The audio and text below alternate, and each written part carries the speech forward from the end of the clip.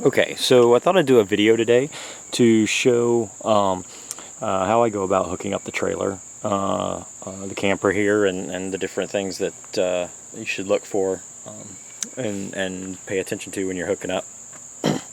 First thing I want to do, let me zoom in here. I've already lined myself up, so come in here. I keep a coupler lock on the trailer at all times when I'm at a campsite or some of the here at the house when I'm locked up. So can this up a little bit to get this out. So and the coupler lock here is just goes in, and I use this kind. There's several different types, but it just feels better to keep anybody from just driving off with it real easily. Alright,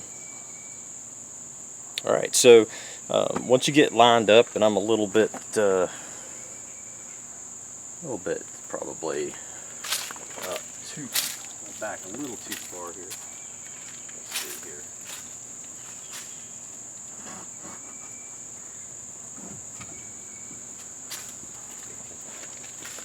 Push it.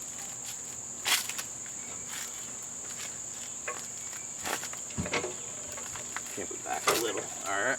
So you want to try to get it as lined up as best as possible. This here, you pull it up, twist it down to grip. So the first thing I'm going to do is just kind of lower it down. Bring the handle on here. And I already tell I'm off just a little bit. So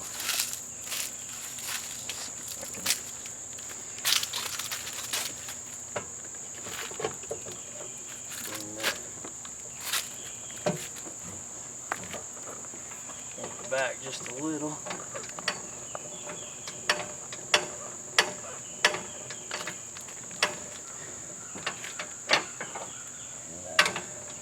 Want to make sure this part under here slides down, the ball and doesn't get pinched up. Better to be a little bit further forward than further back. And now it's resting on the ball. So then I want to pull this up and twist down. I'm pulling up while I twist and get it kind of locked in.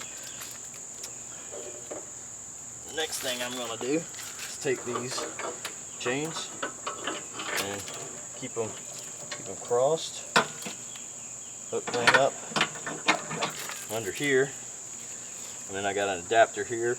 Mine's got a 5-pin on it, but really only use the 4 pins. This extra pin doesn't really get used on mine, so I'm going to plug it into the 4-pin to 7-pin adapter here, or if you've got a different type of adapter. And there we go, we're on. Now just to double check, make sure that it's good, I'm going to crank it back up some and make sure that it's on the ball. Let's see here. Yep, there it goes. See, so it's still on the ball. Good. It's not going to come off. I won't crank it too high because I don't want to damage the car either. But it's a good check just to make sure that it's on and it's not sliding off that ball.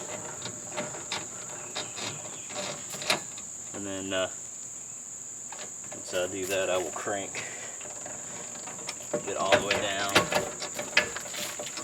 so it's fully on the thing there. Swing my jack, and now I'm good. Next thing I will do after this is I will test the lights. I'll turn the car on, I'll check the turn signals, check the parking lights, make sure all of them, the running lights, make sure they're all working. Check the brake lights, have somebody tap the brake while I'm behind there checking them to make sure all the lights are working. There's not a problem with the wiring or a bulb blown out. And then when I get to camp, I'm going to end up setting it up and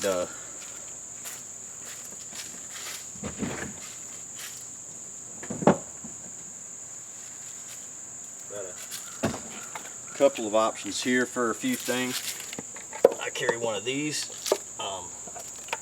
which I use basically to put the wheel from the jack on that when I get to the campsite, and then a pair of these to chock the wheels when I'm at the campsite.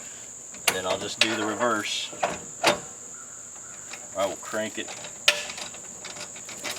down just a little bit there. Go ahead and unplug. You don't need that plugged in anymore. Take those off. Don't need those. And then pull up and untwist on this. You can also push down on this little lever right here. I got all the play there. And then I'm just going to crank it up. Come right on off.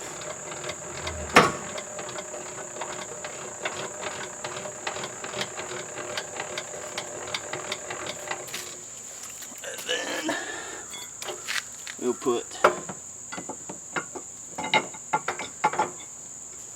the coupler lock back on.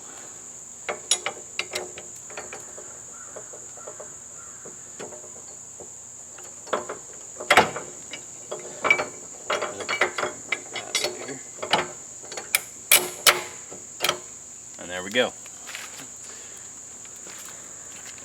So that's how I typically get everything hooked up, ready to go, and how I test it, and then how I set up when I get there. Now usually when I get there, I'm going to pull the car up a little bit, because to put the back stabilizers down, I'm going to end up wanting to jack up the I'm going to have to lower the front end of the camper. So I'll pull the car out, and then after I pull the car out, I'll lower the camper tongue back down so that the back end pivots up of the camper, put the back jacks down, the stabilizers down, and then I'm going to raise the front back up, jack it back up. That puts the weight on the rear stabilizers. And then I also carry two stabilizer jack. Well, I got a pack of 4 that I carry. I don't always use, but 2 usually. And I'll put those right under the front of the frame, right down here on the corners on the front, just to keep it stable from rocking back and forth when everybody's walking around in it. We have little kids up here in the front in the bunks, so you know, jumping around, keep the camper stable.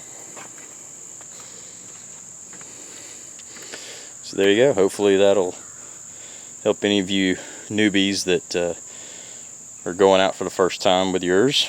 And you know, it's good no matter what camper you're hauling. It's always a good idea to kind of make sure you get that kind of stuff set up, and always practice your setup at home before you run out the first time. Just make sure that you got it down and you know what you're doing. Set it up, put stabilizers down, put stabilizer jacks under it if you need those, and then go inside, kind of rock around, jump up and down a little, make sure that the trailer feels pretty steady, because if it ain't feeling steady on your carport or your driveway, it probably is not going to feel steady when you're on a campsite. It might be slanted, or you know, with the rocks and all. So good idea to practice out at home. So hope this helps, and y'all have a good day.